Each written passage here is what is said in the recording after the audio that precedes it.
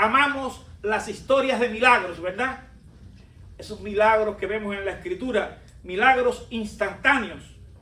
Nos alegran aún los testimonios bíblicos y también presentes donde alguien ora y la sanidad llega inmediatamente. Y gracias damos a Dios porque Él sigue obrando milagros en nuestros tiempos. Él sigue siendo el mismo ayer, hoy y por los siglos. Pero la Biblia también nos muestra otra realidad.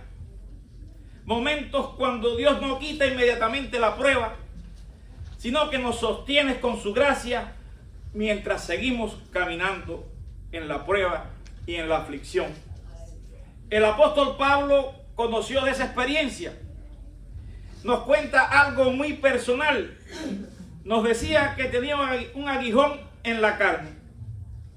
Oró varias veces para que Dios se lo quitara. Pero la respuesta del Señor es sorprendente, nos sorprende. Le dijo: bástate mi gracia, porque mi poder se perfecciona en la debilidad. Este pasaje nos enseña varias verdades. Nos enseña sobre la debilidad, nos enseña sobre la misión, nos enseña sobre la esperanza. Por eso hemos titulado el mensaje: cuando el milagro es su gracia. Y aprendemos entonces que incluso los siervos fieles, el creyente fiel, puede experimentar debilidad. Y tendremos aflicción, Jesús lo dijo. En 2 Corintios 12:7, Pablo escribe: para que no me exaltase desmedidamente, me fue dado un aguijón en la carne. La palabra aguijón, la palabra griega es escolop. Significa espina, estaca, algo que causa dolor constante. Él no está describiendo algo pequeño o momentáneo, sino algo persistente e incómodo. Aquí yo me acordaba de los cólicos de riñón, o que me dice que es parecido al dolor de parto de una mujer, cuando la mujer ha padecido también de cólico de riñón. Es algo que es una penita constante, es algo que es constante, que no se quita, persistente e incómodo. Yo imaginándome lo que sentía el apóstol Pablo. ¿Qué era el aguijón? Bueno, la Biblia no lo especifica. Se han propuesto varias posibilidades: enfermedad física,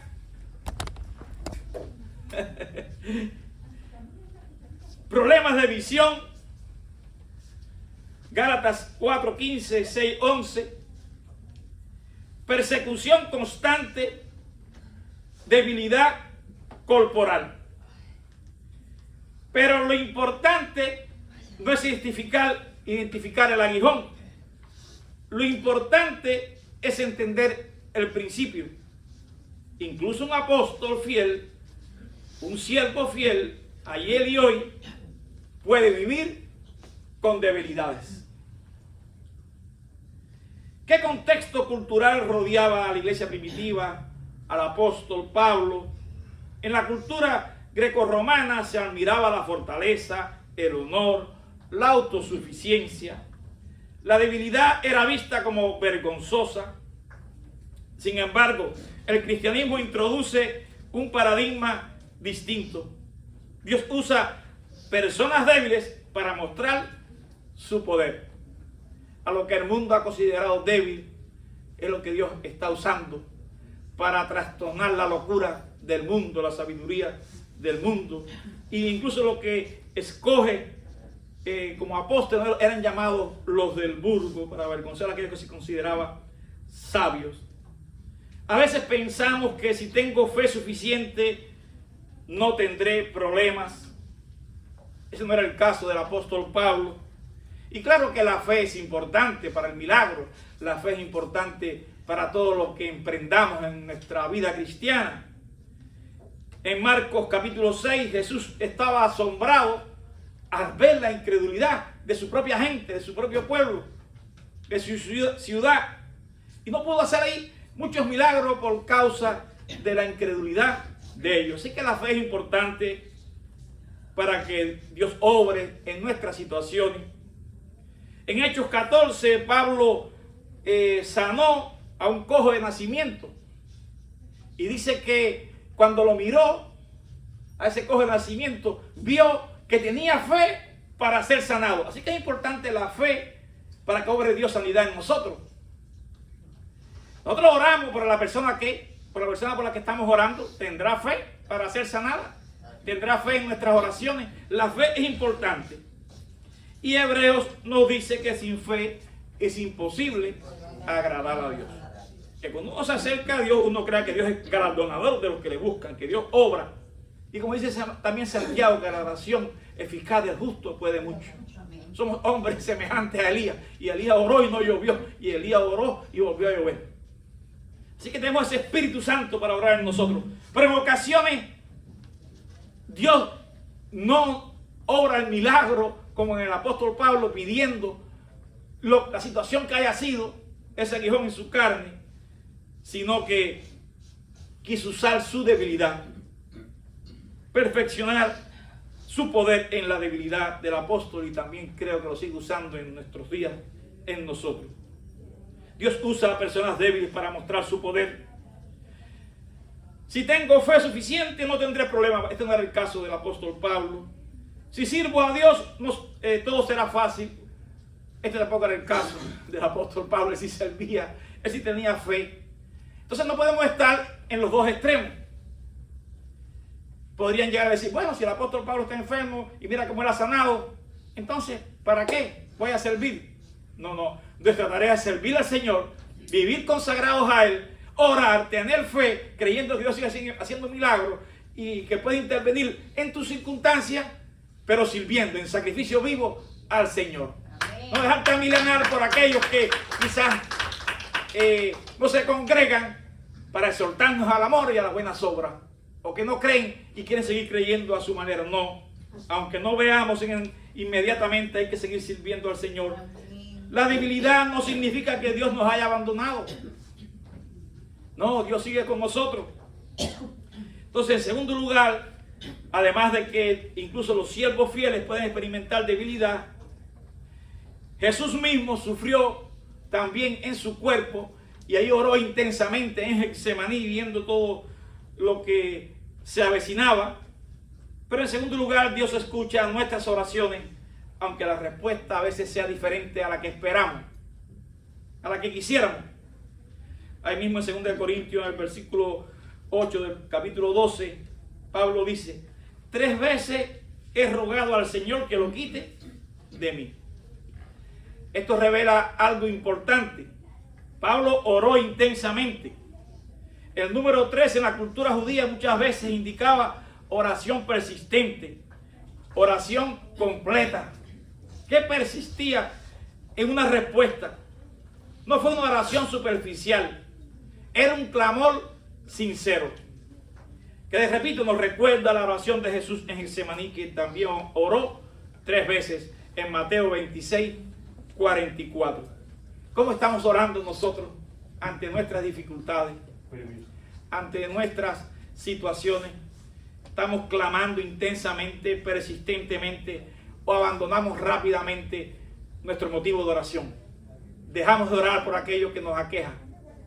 Entonces, tenemos que ser persistentes en la oración. Las respuestas de Dios fue: el Señor responde, bástate mi gracia. La palabra griega para gracia es charis, significa favor inmerecido, ayuda divina, fuerza que Dios concede. O sea que no es solo perdón, es poder divino que sostiene la vida del creyente.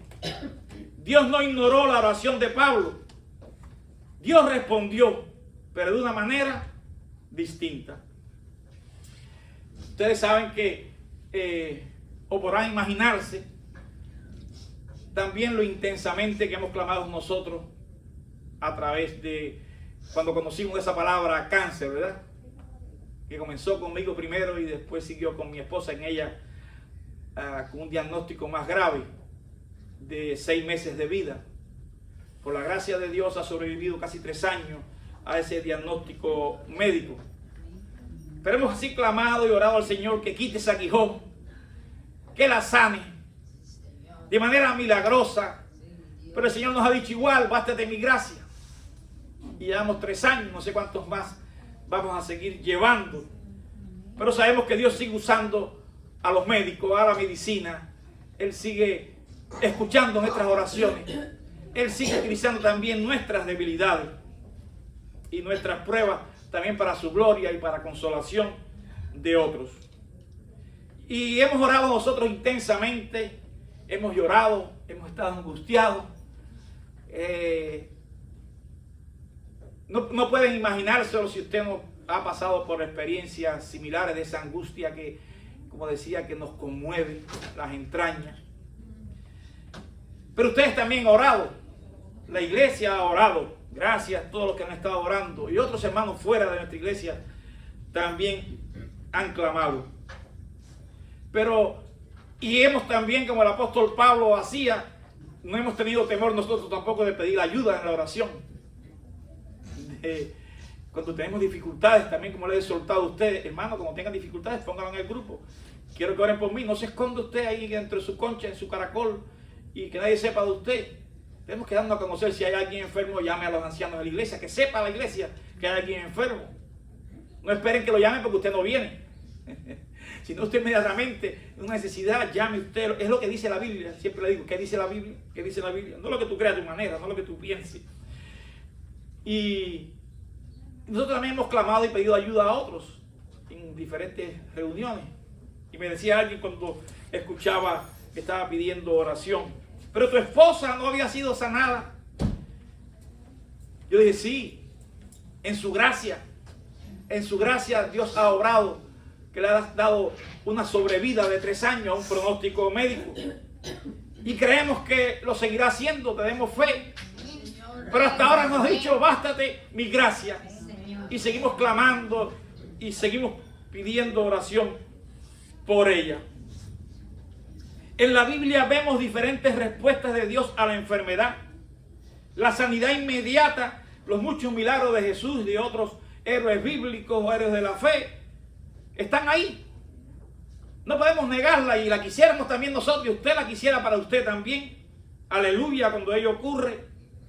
Pero también vemos muchas veces en la Escritura sanidad progresiva. En Marcos 8, el ciego ve primero borroso y después ve completamente.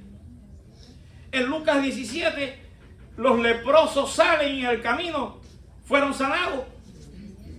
En Filipenses 2, 25 a 30, Epafrodito, pues Pablo lo vio muy grave, que casi muere. Estuvo ahí, sabe Dios qué tiempo enfermo, no nos relata la Escritura, pero muy posiblemente fue una sanidad progresiva de Epafrodito. También a Timoteo se le recomienda para su estómago un remedio, agua con vino, medios medicinales, remedios. A Ezequías se le mandó que primero hicieran un proceso de un ungüento medicinal de higos para poner en su llaga, y Dios obrara el milagro. Así que Dios obra como quiera, aunque a veces a su voluntad es soberano. Y en ocasiones también lo que Dios hace es que da gracia para vivir con la debilidad. Gracias para vivir aún con la enfermedad, con la aflicción. Por eso decía, cuando el milagro es su gracia. Es el caso de Pablo. Dios sigue siendo fiel siempre en todos los casos. Y según la tradición, aunque no sabemos exactamente cuál fue el aguijón de Pablo, ya lo mencionamos, pero Pablo no muere de ese aguijón. Al final se dice que muere decapitado a través de un juicio, según la tradición histórica. En tercer lugar, el poder de Dios se perfecciona en la debilidad. Dice el versículo 9, el Señor declara, mi poder se perfecciona en la debilidad. La palabra griega es dunam. Significa poder sobrenatural. ¿Cuánto lo queremos? Poder sobrenatural. capacidad divina, energía espiritual. Pero si somos reales, si realmente somos sinceros, confesaríamos que lo que hiciéramos de manera espectacular, sin que tenga que sufrir, que llore y sean sanados, que hable lengua, que interprete lengua, que hagamos como la iglesia de Corinto, dones espectaculares. Y era una iglesia muy indisciplinada, de mucho desorden, que Pablo tiene que corregir a través del amor. Lo muestra un camino más excelente. Y yo hablo más lengua que ustedes, y yo prefiero predicar, que me entiendan y las personas se conviertan, que todos los dones que ustedes desordenadamente están deseando. Y muchas veces queremos ese poder espectacular, que venga una nube sobre mí, que recibí una experiencia del Espíritu Santo. Pero mira, aquí Pablo dice que el poder se perfecciona, ese poder del Espíritu Santo se perfecciona en la debilidad, no en un espectáculo, no es un acto espectacular. Y este es el mismo término usado para describir el poder del Espíritu Santo en Hechos 1:8. Pero recibiréis poder. Quizás queremos esa experiencia inicial de esa primitiva, pero esa misma que se habla ahí, esa misma que se habla aquí, ahora en el sufrimiento, ahora en la enfermedad. ¿Y quién desea tener ese poder en medio de la aflicción? Recibirlo en medio de la aflicción significa, cuando dice teletai en griego, que se perfeccione. ¿Cuántas veces hemos hablado en estos días de perfección? ¿Cuánto requiere perfección en nosotros? Pues, aún perfeccionando en el poder de Dios, quiere decir completarse, con que ese poder se complete en nosotros, que llegue a su plena expresión. Fíjate que ese poder del Espíritu Santo en nosotros, ser lleno del Espíritu Santo, muchas veces se completa y llega a expresarse en su plena expresión a través de la debilidad de nuestras aflicciones. Y hermano, no, yo puedo desearle a usted que tenga una aflicción y una enfermedad. Por aquí nos dice que aquí como se la pudo conocer más intensamente el apóstol Pablo. Job le sucedió lo mismo. Job, después de su aflicción y sus pérdidas de todo tipo, personales, familiares, de trabajo, económicas, dijo que ahora es cuando veía a Dios. Antes solamente escuchaba de Dios, de oída. De manera que yo no quisiera esa experiencia para usted. Pero si es por medio de esa experiencia, hermano, alguien llega a conocer a Cristo y alcanza salvación, y si usted que está aquí, que aunque yo no lo deseo humanamente, eso es a través de experiencias, es como único usted va a reaccionar y va a tener el conocimiento de Dios. Entonces, aleluya, es a través de una experiencia de aflicción que usted se va a acercar más a Dios y va a conocer más a Dios. Que Dios haga su voluntad en lo que necesitemos. Que no tengamos temor porque Él ha vencido al mundo en medio de nuestras aflicciones. Dios está diciendo, mi poder se muestra más claramente cuando tú reconoces tu debilidad. Cuando tú reconoces que estoy presente en medio de tus pruebas. Cuando no te rindes, cuando sigues batallando. Ahí como Jacob, no te dejaré hasta que me bendiga. Cuando sigues ministrando, cuando sigues sirviendo a pesar de la debilidad. No cuando te recluyes y tomas tu debilidad como excusa entonces para dejar de ministrar y dejar de ejercer los dones que Dios nos ha dado en medio de la iglesia. Esto es un contraste con la cultura. La cultura del mundo celebra la autosuficiencia. Eso ha llegado a la iglesia. Yo soy autosuficiente, yo creo a mi manera, yo soy cabeza y no cola, yo no tengo por qué estar enfermo, a mí todo me va a ir bien. Autosuficiencia, control, queremos tener el control de todo. La cultura confía en la fortaleza humana, en el poder de la mente humana sin Cristo. Pero el Evangelio enseña algo diferente. Él quiere usar a vasos de barro.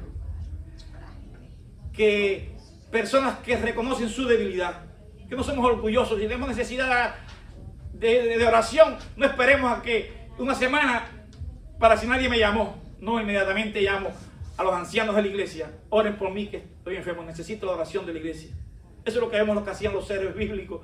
Pablo se lo comunicaba a las iglesias cuando tenía necesidad de oración. Y Santiago también le dice a las iglesias que hagan eso. ¿Por qué? Vamos a leer lo que dice ahí el 2 Corintios capítulo 4, unos versículos anteriores en esa misma carta del apóstol a esta iglesia. 2 Corintios capítulo 4 dice: pero tenemos este tesoro en vasos de barro, para que la excelencia del poder sea de Dios y no de nosotros. Hay que reconocer que si esto fue de Dios, esto es dedo de Dios, esto es algo que va más allá de la medicina, esto es algo que va más allá de mis recursos económicos, esto que va más allá de mi intelecto, de mi trabajo, esto que más allá del abogado que tengo. Esto es una obra donde Dios intervino, aunque pudo haberlo usado a ellos. Es un reconocimiento que somos, como dice el salmista: Señor, ¿qué es el hombre para que tenga de él memoria? ¿Qué somos? Somos vasos de barro. ¿Qué somos, iglesia? Mayordomo. Nada es nuestro, todo es de Dios. Procuremos nosotros que todo lo que Dios nos ha dado sepamos administrarlo para su gloria. Amén. Y luego, claro, administrarlo también bien para su familia. Pero mi experiencia pastoral muchas veces, cuando no somos buenos administradores con Dios, lleva a que no seamos buenos administradores tampoco con la familia. Cuando no sabemos las prioridades del reino, pues a veces somos también, caemos en necesidades también de mala planificación en la familia. Pero mira lo que decía el apóstol Pablo, que estamos atribulados en todo. En aquella cultura no se podía decir: estoy atribulado. Él es un apóstol. No tenía pena, sentimiento de su necesidad. Hoy todavía hay en algunos segmentos cristianos que no se puede decir, quizás, que nos sentimos débiles, que es falta de fe. No ha sido sanado porque no tiene fe. Estando en las consultas, porque predicamos el evangelio, ya hemos tratado de así, hemos conocido a otras personas y también algunos cristianos. Y me decía: este líder que tuve me dijo que no me operara, que era falta de fe. Y dije: ¿tú buscaste a Dios primero o a los médicos? No, yo siempre confío en Dios, ponga a Dios primero. Y después Dios usa la medicina también. Hay quien se molesta si vas al médico, hay quien se molesta. Y ya vemos cómo también, le puse ejemplo, ¿no?, del ungüento de higo en el caso de rey Ezequías, como también se le mandó a Timoteo usar ese remedio, como hubo que dejar a Epafrodito ahí, una enfermedad que Pablo, con todos sus dones de sanidad, no pudo sanar a sus amigos de manera milagrosa inmediatamente. El mismo Jesús no pudo hacer milagros, sí, por causa de la fe de ellos. Así que hay diferentes contextos. La Biblia hay que interpretarla leyéndolo todo. Y lo que he aprendido, que en mi experiencia, es que hay que tener un balance donde todo armonice. Un extremo de decir que sin fe podemos agradar a Dios no es correcto, que sin fe vamos a ser sanados. Pero decir que estás enfermo por falta de fe es incorrecto también. Dios tiene planes. Muchas veces nos dice: bástate mi gracia. Testimonio, dice Pablo. Dice que estaba atribulado en todo, pero no angustiado. Hermano, y muchas veces estos aguijones producen tanta angustia. ¿Qué tiempo duró Pablo? Quizás hasta su muerte. ¿Cuántos años? La angustia es algo terrible. Después voy a predicar sobre eso quizás en el mensaje de la entrada triunfal, cómo Jesús lloró, cómo Jesús se angustió. Y yo en estos días y en todo este proceso, es muy frecuente que me dé una angustia que no me da ni hambre ni apetito. Y okay, ¿cómo se le pasaría al Señor? ¿Cómo estaría pasando el apóstol Pablo? ¿Cómo está pasando usted? Y bueno, eso lo voy a dejar para el próximo mensaje. Amén. Y el próximo va a ser la seguridad de la salvación. Vamos al cielo, no vamos al cielo. Entonces he tenido que posponerlo con este testimonio de mi esposa, ¿no?, en estos días. Pero dice, en apuros, pero tampoco desesperado. Ay, estoy apurado, estoy en apuro, hermano. Oye, los apóstoles quizás no digan eso, los apóstoles, los superapóstoles actuales, o los sanadores actuales. Reconocer la debilidad. A veces Dios se manifiesta y donde se perfecciona el poder del Espíritu Santo. Y dice desamparado, pero no derribado. Hermano, usted no sabe la falta que hace cuando se sufre que usted acompaña a otro, como decía el devocional a los días. Amén. Que te decía, cómo usted puede acompañar a alguien que esté sufriendo, y muchas veces simplemente sentarte al lado de él y dar una palmadita en el hombro. ¿Cuántas veces se sintió desamparado Pablo, plantador de iglesia? Después vamos a ver que hay una iglesia que era de Filipenses, como siempre lo acompañó. Y es la iglesia del gozo, de la acción de gracias, porque tanto se sintió agradecido el apóstol Pablo, el plantador de tantas iglesias.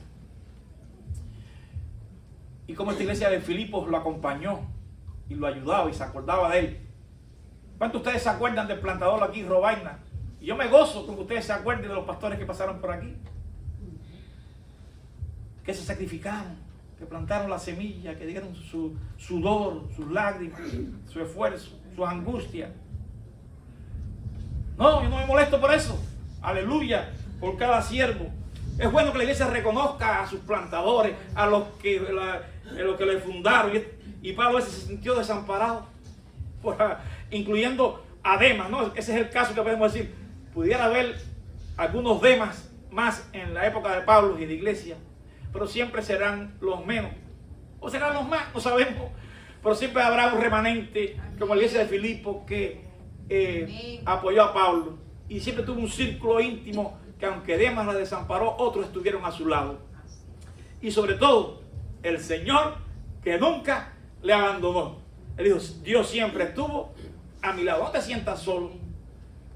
Aunque te abandonen, Dios siempre está a tu lado. Y decía, derribado, pero no destruido. Hermano, a veces estos aguijones nos tumban. No tenemos deseo de nada. Nos derriban. Nos sentimos cansados.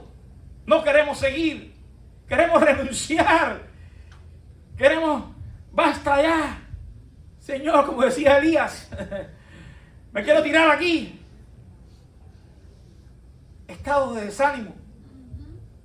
Es normal, el Señor lo entienda. Ahí está tantos héroes en la Biblia. Pero el Señor nuevamente pone panes al lado con cuervos, los refresca con agua, con pan. Las cargas es con Él que se pueden llevar. Amén. Nunca va a ser con nosotros. Nunca va a ser en nuestra fuerza. Entonces podemos aprender también que la debilidad nuestra no detiene la misión de los ministerios, de seguir trabajando. Ni el suyo, hermano. No se detenga. A veces por pequeños espinitas. Y quizás para usted es grande, pero no es una estaca. No es un aguijón, como se sentía el apóstol Pablo. Y Pablo siguió haciendo el ministerio. No es una espinita comparado con aguijones que están llevando otros también, que usted conoce. El aguijón no detuvo esa estaca, ese dolor, el ministerio de Pablo. Continuó predicando, continuó plantando iglesias, escribió cartas, llevó el evangelio hasta Roma. La misión no depende de tu fuerza ni mi fuerza, que yo me siento cansado con el apóstol Pablo, derribado, en apuro, angustiado. No es por fuerza, nunca fue. No es con ejército, sino con su espíritu, ha dicho el Señor en Zacarías 4:6. Dios usa personas frágiles. Y esto es muy importante para la iglesia hoy. No los superhéroes espirituales, aquellos que no manifiestan su debilidad delante de la iglesia. No, es un error. A veces pensamos que son solo los fuertes, los sanos, o ciertos líderes y llamados apóstoles hoy los que pueden servir. No, el evangelio avanzó, no a través de superapóstoles, que Pablo entre comillas le llamaba a aquellos judaizantes superapóstoles. Él decía, soy el más pequeño de los apóstoles. No, avanza a través de personas dependientes de la gracia de Dios. Personas que reconocen su debilidad. Personas que en su debilidad reconocen que el poder de Dios se perfecciona en ellos. ¿Cuánto lo creen? Amén, hermano. Amén. La esperanza cristiana trasciende esta vida. Eso es algo que nos sostiene. Aunque Dios puede sanar, nuestra esperanza final no está solo en esta vida. Usted y yo debemos partir. Llámese enfermedad o otra situación. No puedes añadir a tu vida un día por tu afán. Afanado. No. Y tus preocupaciones, basta cada día su afán. En Apocalipsis 21:4 dice: enjugará Dios toda lágrima, y ya no habrá muerte, ni llanto, ni dolor. ¿Cuántos creemos eso? Amén. Pero antes de eso, allá en Filipenses, el capítulo 1, después en el 4, Pablo había tenido una experiencia anterior a la de Juan. Pablo había estado en el tercer cielo. Había experimentado lo que era. Y si vamos a Filipenses, capítulo 1,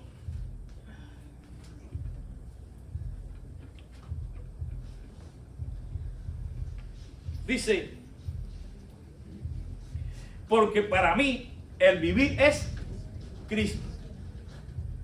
Él no dice: para mí el vivir es mi familia, mi mamá, mi papá, mis nietos, mis hijos, y mi familia, el mío y yo. Dice: con Cristo vivo juntamente crucificado. Y ya no vivo yo. Y lo que ahora vivo en la carne, lo vivo en la fe de Él, en hacer lo que Él le agrada. A ese que me rescató, a ese que me salvó. ¿Cuántos pudiéramos hacer un poquito nosotros de eso, de buscar su reino primero? De todas las energías que gastamos para mi familia primero, tantas prioridades que damos a mi reino, un poquito de ese versículo dice que Dios es primero, que su reino es primero. Porque entonces para él había entendido que el morir era ganancia. ¿Qué vio Pablo ahí? Porque esto lo escribe después de su experiencia. Y de esa experiencia del tercer cielo, después que en ese capítulo 12 vemos ese aguijón, ahí en 2 de Corintios también. Tuvo esa experiencia. Él no habla de estar enajenado, de querer partir para abandonar las pruebas que estaba pasando, el sufrimiento. No se trata de eso. Está hablando de su realidad. Él sabe que, y ustedes saben, que Cristo fue a preparar lugar para usted. Para que ahí donde Él está, esté también usted. Usted sabe que Cristo se lo dijo al ladrón en la cruz. ¿Hay cielo o no hay cielo? Es un adelanto del próximo domingo. Le dijo: hoy estará conmigo en el paraíso. No era de 144,000 escogidos, era alguien ahí que estaba, un ladrón ahí en la cruz en el último momento. Es la esperanza que tenemos en Cristo. Y Pablo vio eso. Y estaba en estrecho. Porque él sí cree en las promesas del Señor, que porque Él vive, nosotros también vivimos y viviremos. Alguien dice: no, porque nadie ha venido allá a hacerme el cuento. Bueno, aquí vemos a Pablo que subió y bajó. No tanto las películas que a veces ven por ahí. No, yo, Biblia. Sé que a ustedes a veces les gusta: película esta que vi. No, Biblia. Háblame más de la Biblia. Háblame de un capítulo de la Biblia. Háblame lo que leíste. Dime lo que entendiste. Biblia. La experiencia de la Biblia. Y Pablo pudo saber que andaremos en valle de sombra de muerte, pero el Señor, iremos a la presencia del Señor. Y lo interesante, dice: pero si el vivir en la carne resulta para mí en beneficio de la obra, no sé qué escoger. De ambas cosas estoy puesto en estrecho, teniendo deseo de partir y estar con Cristo. Así que tú partes, ¿y dónde estás? No estás durmiendo, como dicen algunos por ahí. No, partir, ¿y dónde voy? Con Cristo. Lean ese versículo.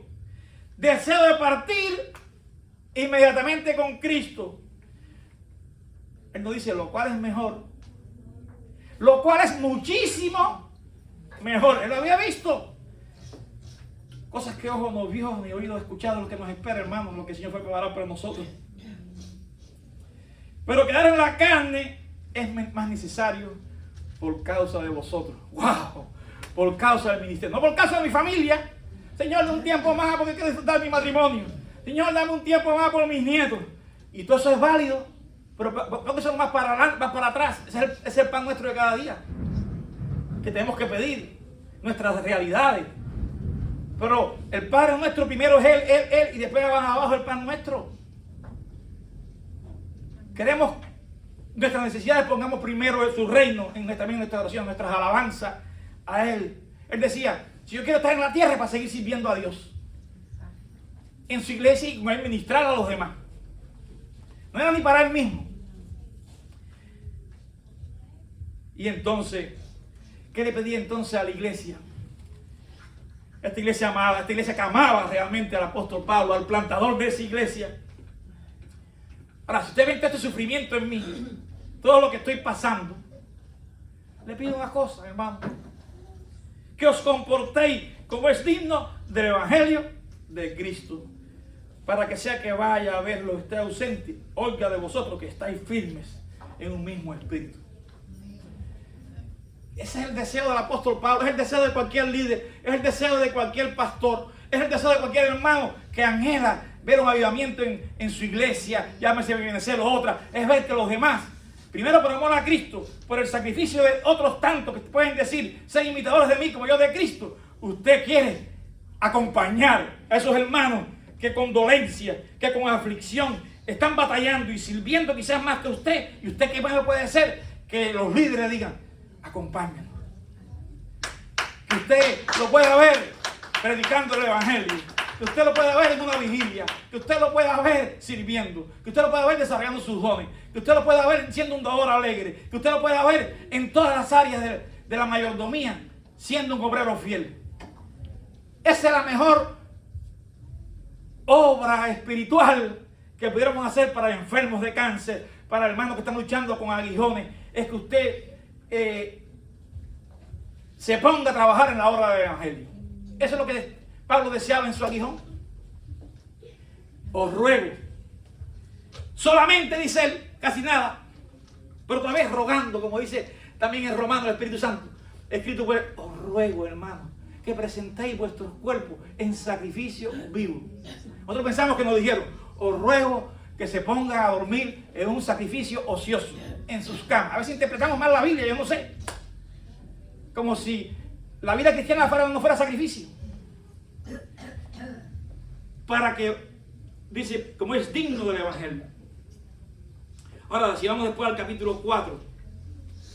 Claro, ¿esta iglesia entendió el mensaje o no?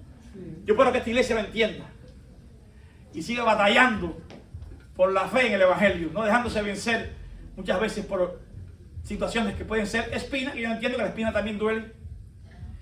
Había también problemas entre Bodia y Síntique, pero Pablo dice que ellos hicieron bien. Hicieron bien. En gran manera me gocé en el Señor de que ya al fin habéis revivido vuestro interés por mí, en el capítulo 4, el versículo 10. Ciertamente no lo teníais, pero os faltaba la oportunidad de manifestarlo. O sea, que todas estas cadenas ahí se han redundado en él, todas esas prisiones en favor del evangelio. Sus propias pruebas sirvió para que esta iglesia se avivara. Dice: no lo digo porque tenga escasez, pues he aprendido a contentarme cualquiera que sea mi situación. Sé vivir humildemente y sé tener abundancia en todo, y por todo estoy enseñado, así para estar saciado como para tener hambre, así para tener abundancia como para padecer necesidad. Todo lo puedo en Cristo que me fortalece. Vean ustedes que no está ese versículo para hacer el ministerio. Teniendo poco o mucho, usted lo primero es Dios. Ahora, si queremos hacer el ministerio buscando primero el reino de este mundo, el sueño americano, eso es lo que dice Pablo ahí. Y entonces usted decir: sí, yo voy a tener ese trabajo porque yo soy más que vencedor, abandonando la iglesia, abandonando el servicio, todo lo puedo en Cristo, dejando todo atrás. Eso no es lo que dice el apóstol Pablo. Y sabéis también vosotros, filipenses, bueno, todo lo que él dice, él también dice de que hicieron bien en acompañarle en su aflicción y en su sufrimiento. Hicieron bien. Él aceptó las ofrendas de esta iglesia, él aceptó donde quiera que iba, le ayudaba, aceptó las oraciones y él reconoce el sacrificio de esa iglesia en base a todo también su sufrimiento. Para resumir, el evangelio no promete ausencia de sufrimiento ahora, pero sí promete redención final. Mientras tanto, caminamos sostenidos por su gracia. Nuestra debilidad no cancela el propósito de Dios. Dios puede usar nuestras limitaciones para mostrar su poder. No siempre sabemos cómo será el futuro, pero Dios da gracia para el presente. La iglesia no debe detenerse por las dificultades. El evangelio debe seguir avanzando. Que usted no se detenga por sus dificultades. Si vas a esperar a quizás estemos bien sin espina, nunca serviremos al Señor. Y si es estaca, entonces mucho menos. No, nada debe detenerte, porque todo lo puedes en Cristo que te fortalece. Preguntas finales. ¿Estás confiando en Dios solo cuando las respuestas llegan rápido? ¿Solo cuando te va bien?